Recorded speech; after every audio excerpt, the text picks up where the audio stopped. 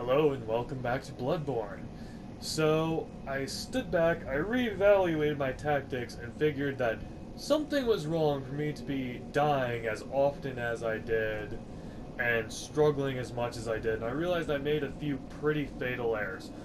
One is that Dark Souls taught me that pouring levels into your character, you know, is pretty good, but really having good equipment trumps having a high level if you're skilled. The only problem is I went too far in that direction and was trying to bop around at soul level 23 in an advanced area. So yeah, no shit, I died a lot.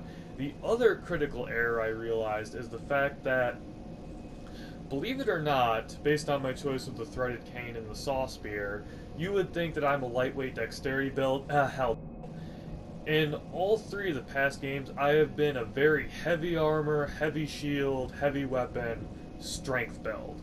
Namely, great swords, ultra great swords, halberds. So I was actually using weapons that are the exact opposite of my skill set. And I realized this, I just wanted to try something different, mix it up, new weapon, new attack style, new moveset, and I must say I did astoundingly well, getting as far as I did, but my wonderful father, Evron, started a character of his own, and I recommended the Hunter's Axe to him as a starting weapon. So I played with him a little bit, he handed me the controls for a little bit to help him through, and I fell in love with this weapon right away. It is so comfortable for me. It feels very natural. The moveset is much closer to my playstyle. It does extraordinary levels of damage. I figure that I'm still going to use the threaded cane. It's actually in my offhand right here. But I think I would do better to use a weapon I am actually very skilled with. As well as, I had to grind some bloodstones in order to up the Hunter's Axe to +3, namely the Lichens and Old Yarnum, and that gave me about 20,000 souls roughly. So I was able to bump myself up from level 23 to level 27, and this time pure vitality scaling. So now I'm from vitality 12 to vitality 16. So I should be able to hold up much better in combat. So if this doesn't improve my chances against these freaking priests, I don't know what will. I'm using a good weapon. I'm using more health. Yeah, holy, that does vastly more damage. That does immensely more damage against them. Especially this running thrust is pretty amazing. Sadly, that evolved. Okay, the long running thrust actually does not stun lock that, but the regular R1 does, so long as I two-hand. The other nice thing is this two-handed mode. Oh yeah, watch out for him. The two-handed mode is really long range, and as you can tell, I constantly backpedal and step away, because that's my skill set. I like my enemies at arm's reach to be, a little more safety. The other thing I'm going to do is, rather than running straight for the boss, I think I'm going to explore this area down here and see if there is anything that might assist me. I'm sure there will be, but, something of suggestion. What are you? that spin to win, is godlike. It is so powerful, it knocks these guys straight off their feet. It is everything I wanted. Okay, that guy's...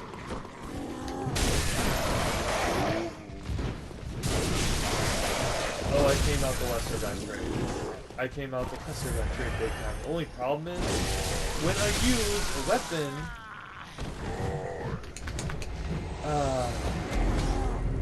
I will finish my thought there. The problem is, when I use a weapon I'm really good with, I feel empowered. Because, hey, this is a weapon I'm really good with, I'm very comfortable with, there's no way I can lose while I'm using my dominant strategy. And that mindset immediately gets me killed, so I have to remember that, I have to remember that I'm immortal. Just plain and simple. I might feel much stronger using a better weapon and things, but I really have to be more cautious. But seriously though, this halberd battle great axe spear abomination of incredible power. This is the weapon that will turn my victories into defeats. Not all of them, but some of them I can already tell. These guys ain't dead at all in one hit. Yeah, I am kicking their asses with this halberd. That was nice.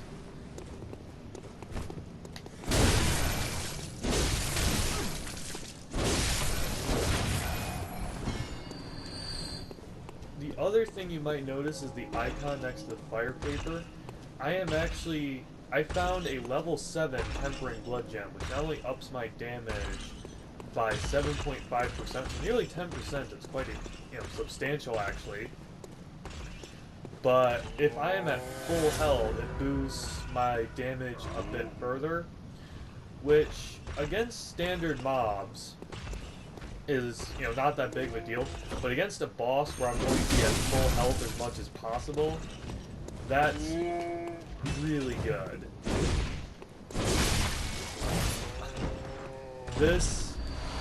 It has a slash attack, a bash attack, a stab attack. It has all of the movesets. It is, I see you there. It is literally all of my favorite weapons rolled into one, and it's got a double D strength, D arcane. But anything with a double D is a win. Yeah, bullshit, you're dead. You are going to eradicate me the moment my back is turned. But I really want that item because I'm a greedy son of a bitch, so I'm going to grab this. I'm going to run like hell. Yeah, another tip from me, Lederhosen, to you. If you didn't kill it, it ain't dead. Especially in the presence of an item. Okay, I took my torch off. I hope he's not bearing down on me. He probably is. There we go. This is another new area. So let's see what this is. I do not trust these arches at all. A chest. And a door. Okay. Maybe mimics don't exist in this world. A world without mimics is amazing. Which, I realize that not all blood gemstones are created equal, so let's actually see what level that is. HP continually recovers by 1 a second. Physical attack up 1%. Well, that's a minuscule level of physical attack increase and a minuscule level of health increase, but damn it, it's something. It's actually better than the 0.7% damage I have now, so I can get slightly more damage on the Hunter Axe and health regen. Well, yeah, I'm down for that, because again, I would love to have, say, all of my health regen per second, but in Souls, the best rewards are, come when you don't get greedy, take the best thing afforded to you and just learn to roll with it.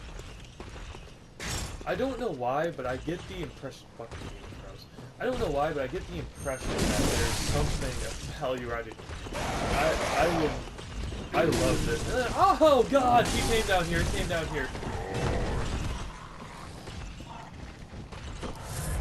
I completely forgot about that sentinel standing there. I don't know if the Streets of Terror gave that away, but yeah, I did not even see them coming.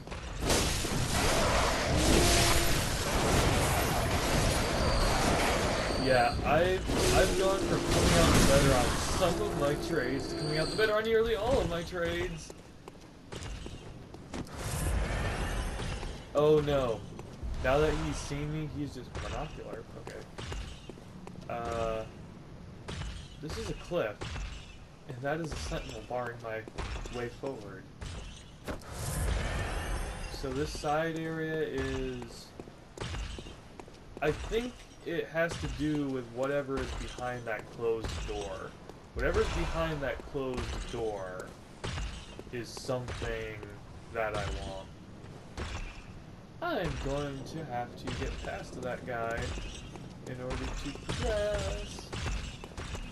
They're actually really, really easy to outmaneuver and run past. The only problem is since killing them is practically completely out of the question, you tend to forget about that. It's hard to believe, but yeah, since you don't kill them and you move along, you backtrack to an area you've been to before, and you assume it's safe, because you've been there before, surely you've killed everything, when, wrong, you did not kill everything. In fact, the one thing you didn't kill is arguably one of the most dangerous things in this game. Those fuck pyramid head, that is what nightmares are made out of. The power of Christ repels me. I'm going to have to kite those priests out one at a time. And if I still can't kill Vicar Amelia, I'm just going to head into Hemwick and see how that goes, because hopefully the mobs won't be worse than the bosses. Okay, seeing these motherfuckers trudging through the fog, crosses aloft, broken crosses aloft, this shit is not easy. I dare you to do it better. This is kind of scary. Oh shit, I ran out of backpedal room. I found backpedal room. Hooray! Okay, I just need to wait for them to lose aggravation, sneak up behind them, and we'll be good. Okay, here they go. Let's see how this goes.